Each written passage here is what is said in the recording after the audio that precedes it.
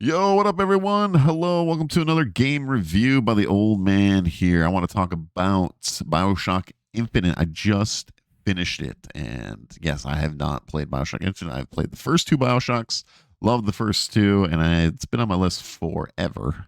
Literally, the game came out, I think, in 2013. So, yeah, it's 2026. I just played it. So, yeah, I want to go over it, talk about it, give my feelings, my thoughts on it, and everything like that. And I will not go into spoilers, not like super deep spoilers. Actually, I probably won't spoil it all, but I'll just say, certain stuff. So stuff that I liked how it connected, I guess, towards the end. So, but I won't explain how it all happens or anything like that. So no spoilers. I know the game came out 2013, but you never know. I just played it, so maybe someone else is about to play it. I don't want to spoil it for them. But anyways, let's get into it. So, how do I feel about BioShock Infinite? Well, for me, overall, I think it's a pretty solid game. I enjoyed the gameplay of BioShock Infinite. The only thing that kind of bothered me was the NPCs. Now, this is like kind of just because it was in 2013, where like the enemy NPCs, they would be like, they would come out and they would just like have a path to run to, and then they kind of like shoot. If you shot at them, then they kind of shoot, but they're still running to that path.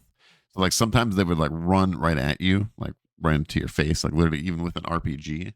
Again, this is just probably old, enemy NPC stuff back in the day, which that's how it used to feel, right? But yeah, that was kind of like the only thing that kind of bothered me personally with the game. It's just the old style back in the 2013 time. So not like a huge complaint, but the guns are pretty awesome. I enjoyed personally the carbine is my favorite.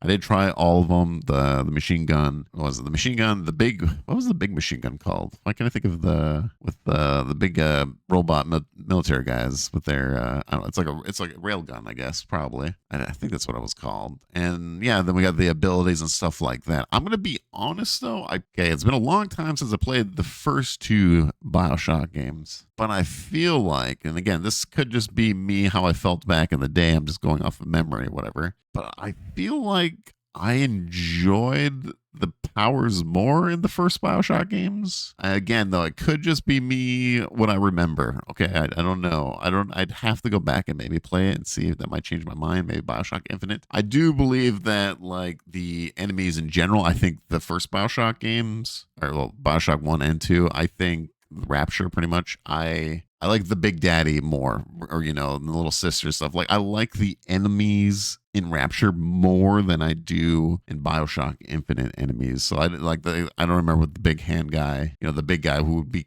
kind of considered the Big Daddy in this air world. Yeah, I just like the enemies a lot more in Rapture than I do in the Sky one here personally. Just how I feel. I'm kind of curious. How do you guys feel about that? Do you guys agree with me? Do you like the Rapture enemies more or these ones? Now, I think both games compared to like Rapture, and why can't I think of the city? The Sky something. Sorry, I'm terrible with names. But anyways, the Sky City. I'm just gonna call it the Sky City for now. Both games, actually, all three games, I guess I should say, because Bioshock 2 is Rapture. But what I'm trying to get is the atmosphere is excellent. I think this is like one of the strongest things of BioShock. Like just like the atmosphere, like the city, the Sky City was sick. Just the big buildings, even for like 2013, really good. Even now when I'm playing through it, I still like, wow, this is still really impressive. The atmosphere, the buildings, everything like that. Same thing with Rapture. When you go down and you see the city underwater for the first time, it's this huge city underwater. It's really cool. Same thing with they did with this one with the sky. Super cool.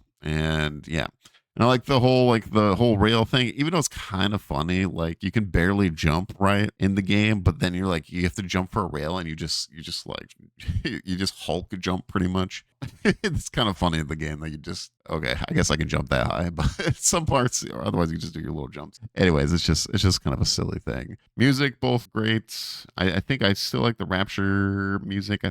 I don't know. This one has really good music too, though. Again, it did a good job with the vibe that they were going for, which is kind of like more the holy thing of it. Story wise, definitely liked it. It's just like the other Bioshock games. Like I feel like the story is like kind of okay, but then the way these these stories end in BioShock kind of makes it all better. I think that this one did the same as the first two, where I like, you're kind of like, you're enjoying the gunplay and stuff, and you don't know what the story's going with, but then it actually like kind of captures you. This one like really does, because I did play the DLC for BioShock Infinite and got how this is what I was talking about at the beginning, no spoilers or anything like that, but I liked how it all connected in a way. So that was really, really cool.